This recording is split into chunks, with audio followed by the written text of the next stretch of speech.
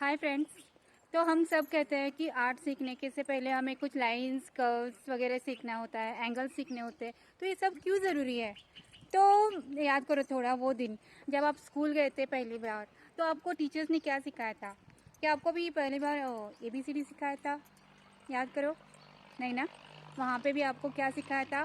पहले तो एक स्ट्रेट लाइन से लेना सिखाया था, फिर और एक एंगल में लाइन लेना सिखाया था, फिर बीच में एक लाइन लेना सिखाया था। तो 3 लाइन्स बन के क्या बना था? ए।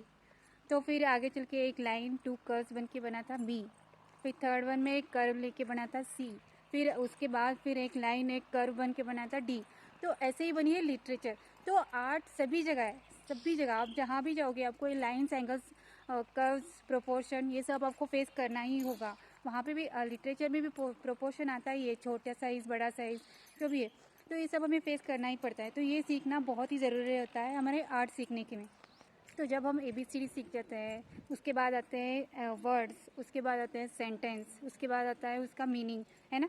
तो वैसे ही आर्ट में भी जैसे हम प्रोपोर्शन वाइज उसके एक्सरसाइज उसके लाइंस वगैरह से बनाना सीखते हैं, कर्व सही से ऐड करना सीखते हैं, प्रोपोर्शन सही से बनाना सीखते हैं। तो उसके बाद होता है हमें उसके उसमें अलग अलग वैरायटीज़ अलग अलग टेक्निक्स पे जाना है, तो वो आता है वर्ड्स का पार्ट।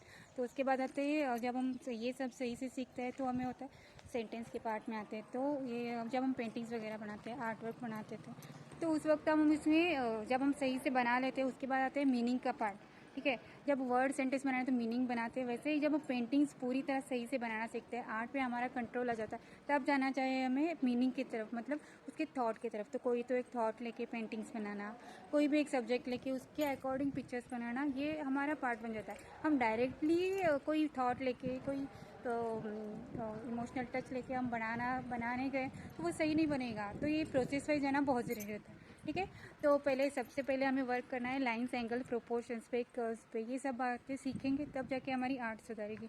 डायरेक्टली वर्क करना से कभी नहीं। ये बात आप कहीं पे लिख लो। Okay, bye guys.